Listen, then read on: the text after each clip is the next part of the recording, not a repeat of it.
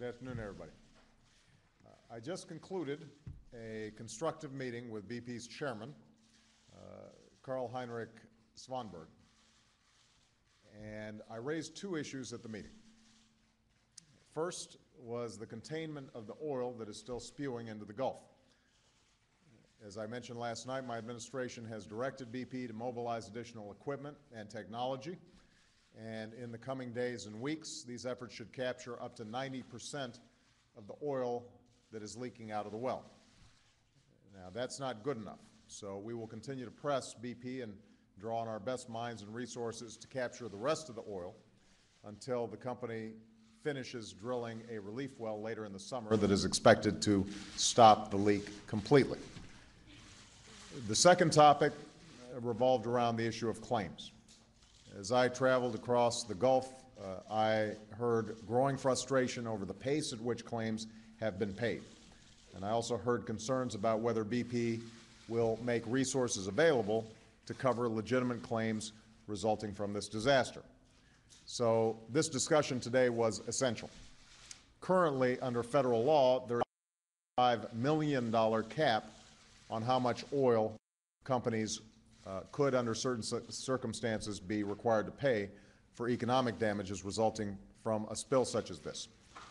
That amount obviously would be insufficient. And that's why I'm pleased to announce that BP has agreed to set aside $20 billion to pay claims for damages resulting from this spill. This $20 billion will provide substantial assurance that the claims people and businesses have will be honored. It's also important to emphasize this is not a cap. The people of the Gulf have my commitment that BP will meet its obligations to them.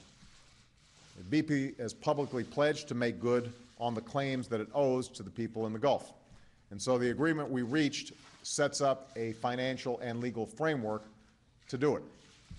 Another important element is that this $20 billion fund will not be controlled by either BP or by the government.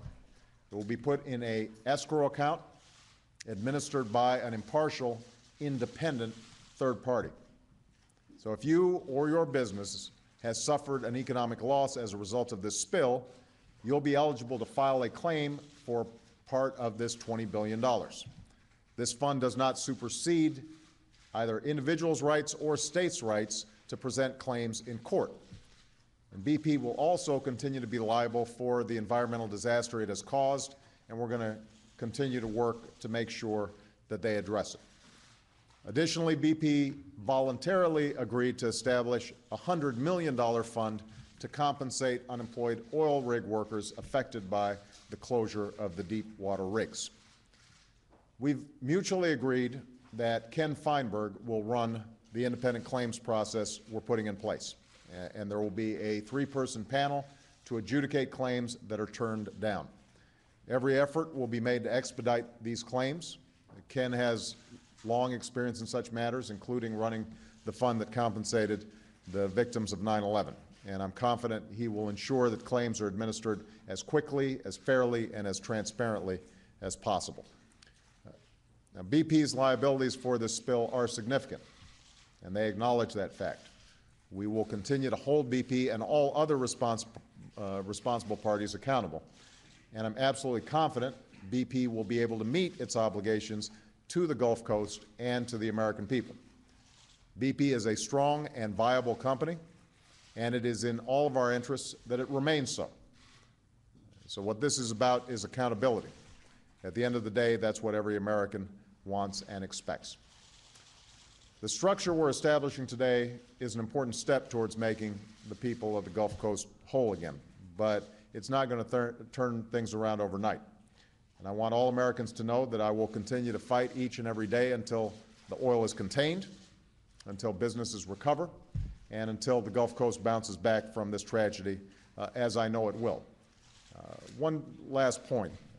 During a private conversation with Chairman Svanberg, I emphasized to him that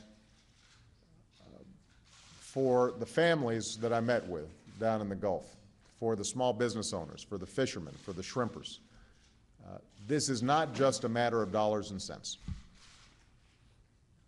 That a lot of these folks don't have a cushion. They were coming off Rita and Katrina, coming off the worst economy that this country's seen since the Great Depression. And this season was going to be the season where they were going to be bouncing back.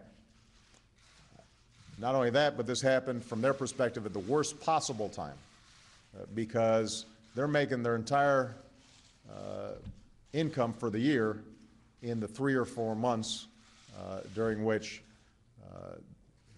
folks can take their boats out, people are coming down for tourism.